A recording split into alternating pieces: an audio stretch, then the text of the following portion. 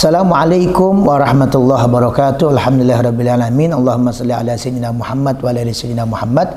Kita kembali berjumpa di konten IBG. Insyaallah kita akan menjawab pertanyaan yang masuk kepada kami.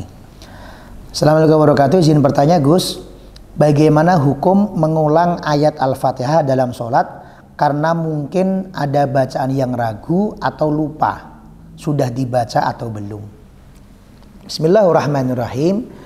Membaca Al-Fatihah ini merupakan rukun yang harus dilaksanakan di dalam sholat. Bahkan di dalam hadis riwayat Imam Muslim, Nabi Muhammad SAW mengatakan, La sholata liman lam yaqra' bi fatihatil kitab.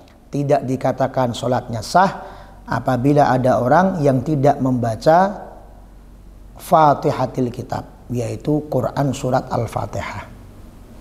Sehingga dari banyak hadis tersebut, para ulama mengatakan bahwa Al-Fatihah hukumnya wajib dibaca di dalam sholat. Dan wajibnya dibaca ini adalah setiap rakaat.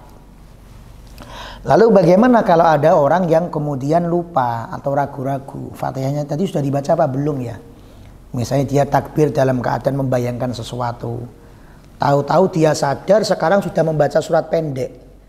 Maka ketika membaca surat pendek ini dia ragu-ragu. Saya kok sudah membaca surat pendek, perasaan tadi baru takbir. Fatihahnya sudah saya baca apa belum ya?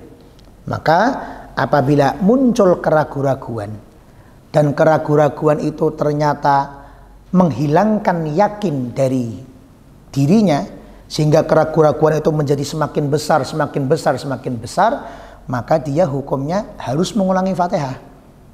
Karena keraguan-raguan tersebut telah membesar menjadi dzon, telah membesar menjadi praduga, yang kemudian ia di situ merasa bahwa saya perasaan belum membaca Fatihah, maka wajib membaca Fatihah. Bukan cuma boleh, tapi wajib untuk membaca Al-Fatihah.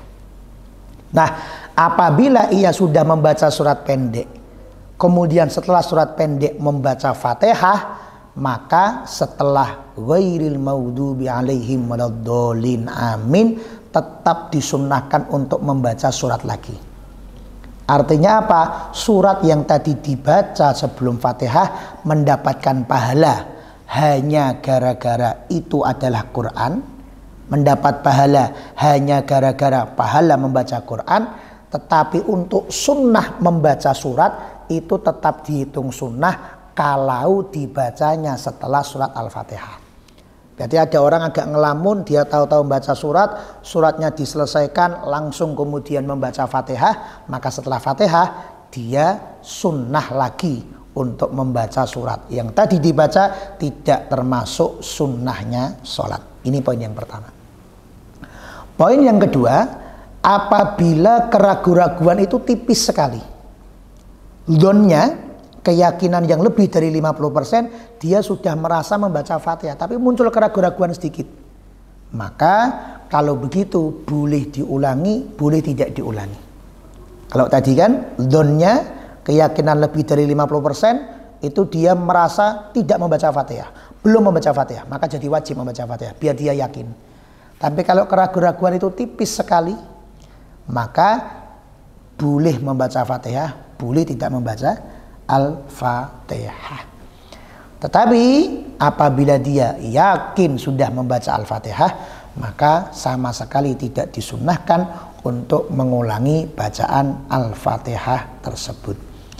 Adapun apabila ia lupa untuk membaca iftitah dan ia sudah masuk ke dalam surat Al-Fatihah, maka kesunnahan membaca iftitah sudah gugur. Artinya apa? Kesunahan iftitah kan disunnahkan sebagai iftitah, sebagai pembuka. Artinya dibacanya sebelum Quran surat Fatihah. Sehingga kok dia takbir, maksudnya itu ya mau baca iftitah tapi lupa. Tahu-tahu kok Bismillahirrahmanirrahim, Alhamdulillah, loh kok tahu-tahu baca Fatihah. Kalau sudah terlanjur masuk ke dalam surat Fatihah, maka jangan dibatalkan Fatihahnya. Kalau membatalkan Fatihah, hukumnya menjadi batal sholatnya. Karena Fatihah adalah termasuk rukun sholat. Dan rukun sholat nggak boleh dibatalkan hanya demi mengejar sesuatu yang sunnah. Fatihahnya wajib, sudah masuk Fatihah, jangan dibatalkan hanya untuk mengejar iftitah yang sunnah. Artinya kalau sudah terlanjur baca Fatihah, iftitahnya yang lupa, jalan terus untuk membaca Fatihah. Dan tidak perlu untuk membaca iftitah karena kesunahannya sudah gugur, kesunahannya sudah hilang. Semoga bisa menjadi jawaban yang lengkap buat kita semuanya. Terima kasih. Assalamualaikum warahmatullahi wabarakatuh.